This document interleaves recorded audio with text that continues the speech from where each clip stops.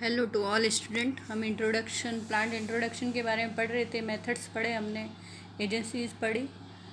इसकी क्या है पर्पस, क्या है अचीवमेंट, क्या है, किस लिए हम प्लांट इंट्रोडक्शन कर रहे हैं। जो हमारे यहाँ प्लांट्स हैं उन्हीं से काम क्यों नहीं चला लेते। ओके, तो कुछ ऐसी चीज़ें होती हैं। आप किसी भी चीज़ का उद्देश्य होता है, अगर कुछ काम कर रहे हैं तो purpose and object of plant introduction में to obtain a entirely new crop plant. कुछ ऐसे क्रॉप प्लांट थे जो यहाँ पर ये देखिए आप, यहाँ पर हमारे यहाँ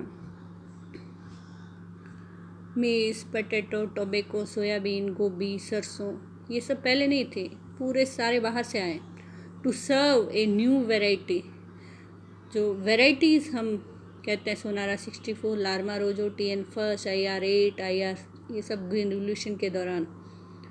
तो इन नई वेराइटियों के निर्माण में to be used in crop improvement is introduced material is subjected to hybridisation. Pusa, Ruby, अब हम बाहर से क्रॉप लाते हैं, उसमें कुछ विशेष चीज़ होती है, लेकिन किसी तरह वो यहाँ के एनवायरनमेंट में सूट नहीं करती, या तो हम आर्टिफिशियली उसको हमारे यहाँ की वैरायटी से हाइब्रिडाइज करवा के इस तरह की वैरायटी संकरण के द्वारा उत्पन्न करते हैं, जिसके हम जो बाहर से हम विशेष जीन लाए थे वो भी उसमें मौजूद होता है। ओके, तो इसको क्रॉप इम्प्रूवमेंट कहा जाता है, to save the crop from disease and pest. Okay, जैसे coffee was introduced to South America from Africa to prevent from leaf rust. कभी कभी कोई एक जगह एनवायरनमेंट ऐसा होता है कि उस एनवायरनमेंट में ही डिजीज़ कॉज होती है, तो हम पूरे प्लांट को वहाँ से हटा के कहीं और अगर क्रॉपिंग करने लग जाएं जहाँ पर वो अफेक्ट नहीं करे। फॉर साइंटिफिक स्टडीज़ हमें अगर जैसे स्टडीज चलती रहती हैं, रिसर्च चलते रहते हैं, जैसे बायोसिस्टमेटिक इवोल्यूशन, जैव विकास कैसे होता है, प्लांट स्पीसीज़ का ओरिजिन कैसे हुआ। ओके, तो इन सब की स्टडीज़ के लिए भी हमें प्लांट्स चाहिए होते हैं, और हम इंट्रोडक्शन के द्वारा बाहर से मंगवा सकते हैं। For aesthetic value, ornamental shrub and lawns grass are introduced to satisfy as human being are used for decoration। आजकल कई नाम आते हैं, ऑस्ट्रेलियन घास है, ये है, तो वो सब वहाँ से इंट्रोड्यूस की गई है, देखने में अच्छी लगती है, कुछ सुपीरियर क्वालिटी होती है फॉर डेकोरेशन पर्पज़। ये सब एस्थेटिक वैल्यू कहा जाता है इनको। अचीवमेंट ऑफ प्लांट इंट्रोडक्शन, हमारे इंडिया में ऐसा क्या अचीवमेंट कर लिया है हमने प्लांट इंट्रोडक्शन से, तो उसके अंदर हम पॉइंट वाइज आप लिखें इस चीज़ को। न्यू क्रॉप वैरायटीज़ हैं। ओके, न्यू क्रॉप वैरायटीज़ में कौन सी ऐसी क्रॉप वैरायटीज़ है जो हम इंडिया ले आए हैं, जो पहले इंडिया में नहीं थी। पोटैटो, मेज़, chilli, coffee, Hevea rubber, papaya, soybean, jojoba. ये जोजोबा आप यहाँ इजराइल का बायोडीज़ल प्लांट है जो यहाँ पर, वहाँ की और हमारी जो एनवायरमेंटल कंडीशन सेम सी है, तो हमने उसको यहाँ पर उगाने का प्रयास किया गया है। ठीक है, आप इसको थोड़ा देखें। उसके बाद है डायरेक्टली रिलीज एज वेराइटीज़, जो सेमी डाफ व्हीट वेराइटीज़ हैं, सोनारा 64 और लार्मा रोजो इंट्रोड्यूस फ्रॉम द मैक्सिको। ये बार बार जो नाम आ रहे हैं, मेरे ख्याल से अभी तक आपको याद हो जाने चाहिए ये नाम, कि कौन सी हम एज इट इज़ बाहर से लाए और कौन सी संकरित करके हमने वैरायटी बनाई। तो जब ग्रीन रिवोल्यूशन चल रहा था तो सोनारा 64 और लार्मा रोजो मैक्सिको से लाए और वहाँ से इंट्रोड्यूस ना एकदम फर्स्ट टाइम। TN1 जो वैरायटी थी वो ताइवान से लाए। IR8, 28, 36 ये फिलीपींस से लाए। ओके, तो ये सब वैरायटी हमने डायरेक्ट रिलीज की है, वहाँ से लाए और यहाँ पर रिलीज़ कर दी, क्योंकि यहाँ की वो सूट कर रही थी क्लाइमेटिक को। ओके, तो ये सब इसके अचीवमेंट हैं। उसके बाद वैरायटी सेलेक्टेड फ्रॉम इंट्रोडक्शन। अब हम कभी कभी हम वहाँ से ले आते हैं लेकिन वो यहाँ पर अडेप्ट नहीं होती है। तो जो लार्मा रोजो 64 वो तो हमने डायरेक्ट रिलीज़ की, लेकिन कल्याण सोना और जो सोनालिका थी selected from the material introduced from Mexico. Okay, वहाँ से जो मटेरियल लाए वहाँ से हमने सेलेक्ट की। और बाजरे में Jamnagar sweet potato, Pusa Lal and Pusa सुनहरी, ये नाम आप याद रखिए। जब एग्जाम्पल लिखना होता है तो कुछ एग्जाम्पल्स आपको याद रहने चाहिए।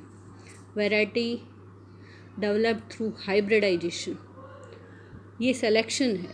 सिलेक्शन का मतलब कि आप वैरायटीज़ लाते हैं और फिर वहाँ से सेलेक्ट करते हैं। ओके, उसमें आप कुछ जीन का मैनिपुलेशन नहीं कर रहे हैं।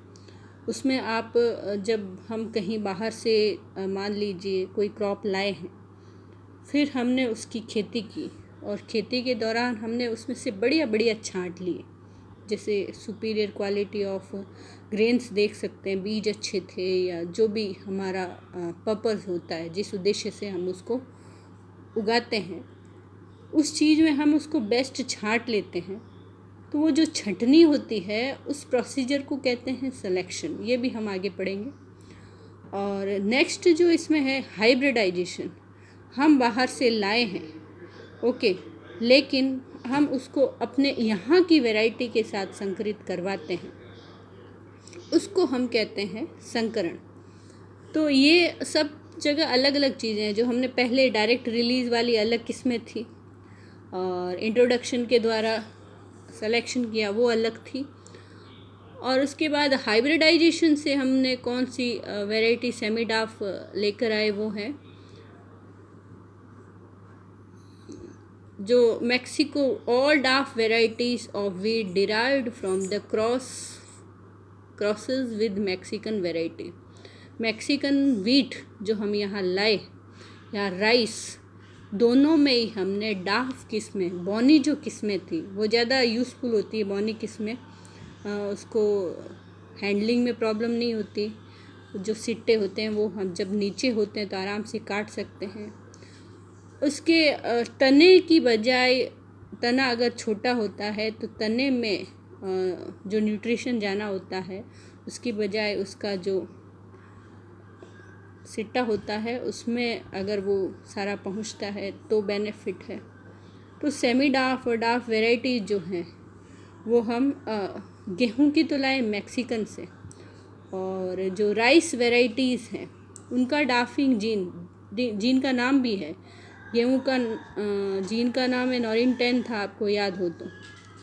और राइस की वैरायटी का नाम, जीन का नाम है DGO Woo Gen from TN1 and IR8।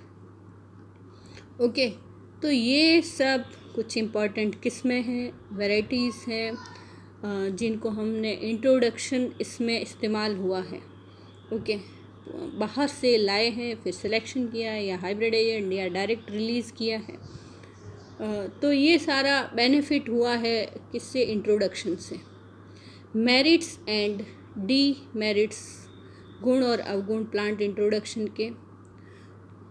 तो मेरिट्स क्या है, इस प्रोवाइड एंटायरली न्यू क्रॉप।